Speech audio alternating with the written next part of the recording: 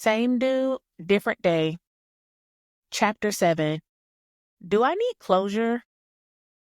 I started going to church again and was pleased to find that not much had changed. Church was just as interesting as it had always been. If you ever attended a Black service, you probably heard the preacher utter the infamous words, "Turn to your neighbor." I'm not sure where this phrase originated from, but it seemed as though it was somewhere in the Baptist handbook. It was probably in the hooting and hollering section, directly after the part where they teach those preachers how to breathe all hard into the microphone. I grew up in church, so these dramatics were all too familiar, especially the turn to your neighbor concept. There were times when I hated that part of the service because it seemed like I always turned to a raggedy neighbor. I'd either get Sister Shake Your Hand Off, who insisted on grabbing my hand and violently shaking it to the rhythm of the church organ, or Brother Bad Breath, who involuntarily let me know everything he had for breakfast as soon as he opened his mouth. Where's the old peppermint lady when you need her because his breath was always rank? But since we're being honest, sometimes I failed at being a good neighbor as well. I completely disobeyed the pastor's instructions and refused to look at or talk to the person sitting beside me. Although my lady parts have been known for being mighty friendly lately, the rest of me was shy and antisocial. The fellowship part of service always made me a little nervous, but as I grew older, I started to develop an appreciation for it, especially since I always felt so lonely. My loneliness heightened as the lovers' holiday approached. Valentine's Day was my least favorite holiday. I wanted to love it, but it never loved me back. I couldn't even go to the grocery store in peace without being bombarded with flowers and candies and chocolates that I would never receive unless I purchased them for myself. I hated Valentine's Day, so anything pink or red during the weeks leading up to the holiday was in danger of getting destroyed. And don't even get me started on all the dudes that would randomly reappear on National Side Chick Day. I'd hear nothing but crickets on February 14th, but as soon as the 15th roll around, here come the "Hey Stranger" texts. It was so annoying. What was even more frustrating was that my lonely behind would respond to those texts and set myself up to endure the same pain I had previously dabbled in. And after my heart got broken, I find myself back in church, ashamed to turn to my neighbor, but silently longing for the interaction. When my neighbor looked at me, they didn't see my horrible past or the shame that I was currently carrying in between my legs. Instead, they saw me the way God saw me, and I longed to see myself in that same way. Note to self: your self-esteem sets your standards. My decisions often lacked common sense and were damaging to the quality of my life. My low self-esteem allowed me to continuously choose significant others who weren't that significant. Instead of dismissing men who didn't care about my well-being, I clung to them, desperately trying to prove my value. I longed for the feeling of being wanted, and that longing came with a price. Many of my adult behaviors stem from my childhood. I lost my virginity in high school simply because I noticed that the girls that were giving it up were getting attention. I was book smart, so I only received attention from the dudes that wanted to copy my homework.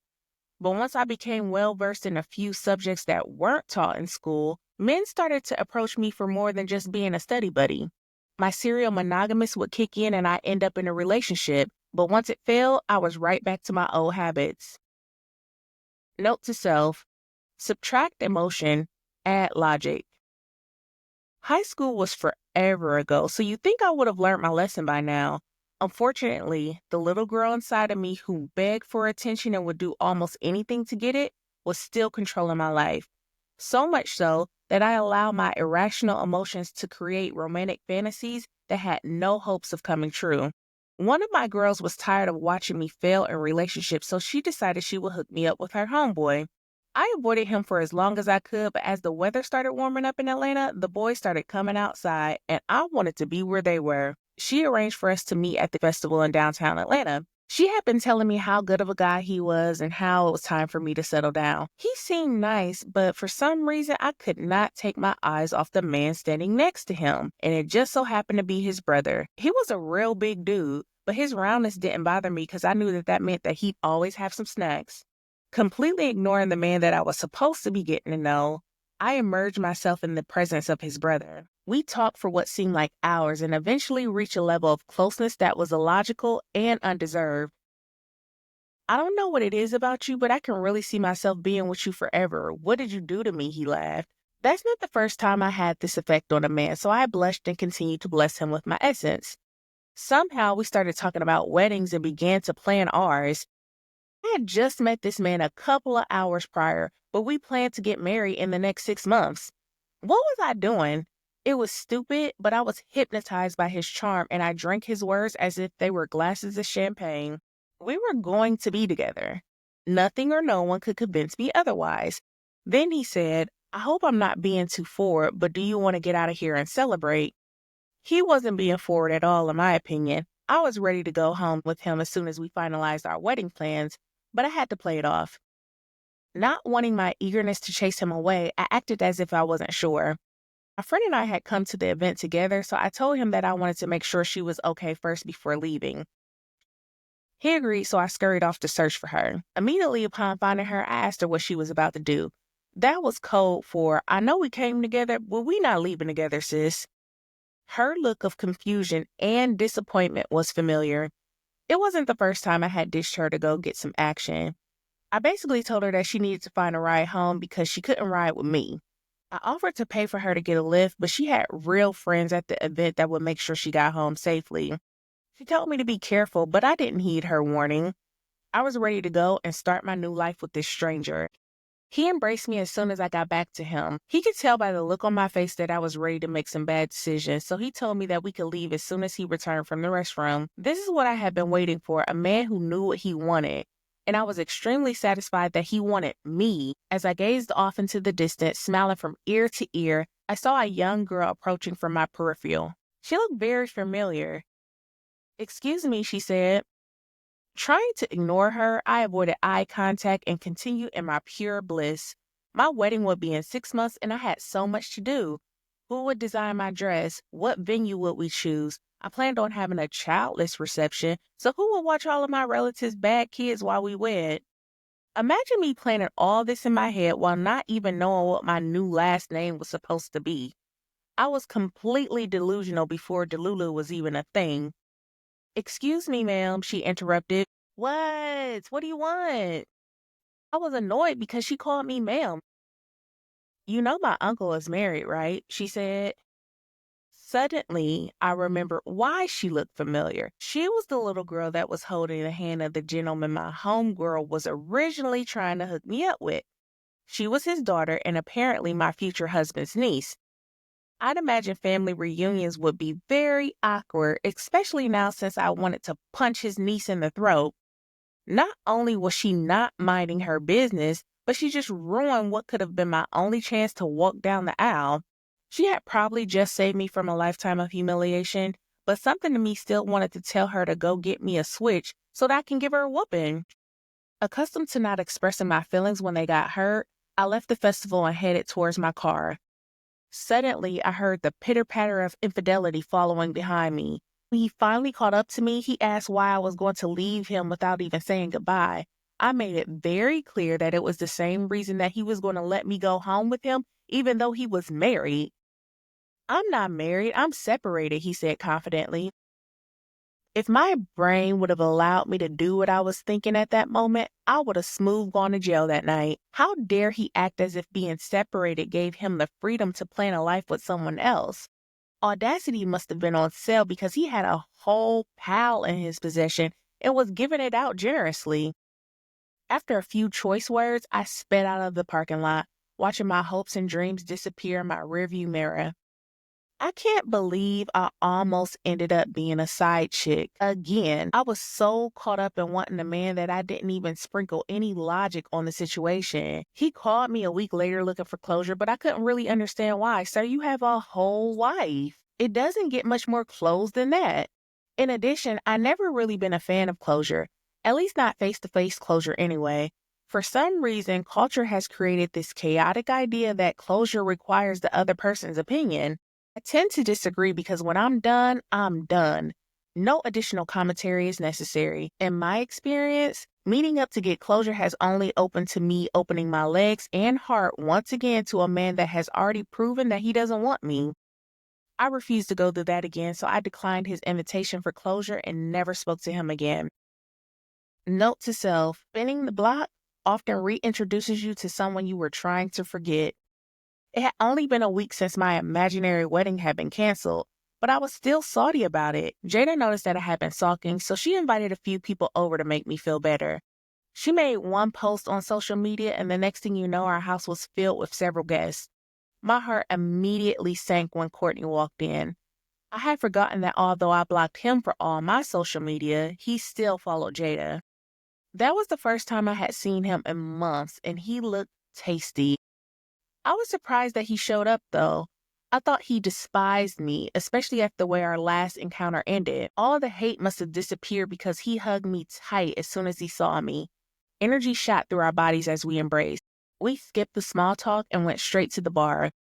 After numerous mixed drinks and jello shots, Courtney and I found ourselves in my room. No clothes, no condom, just passion. "Why haven't you texted me back?" he said. I didn't answer his question, but he can tell by the dumbfounded look I had on my face that I hadn't received any of his messages. He knew I had blocked him.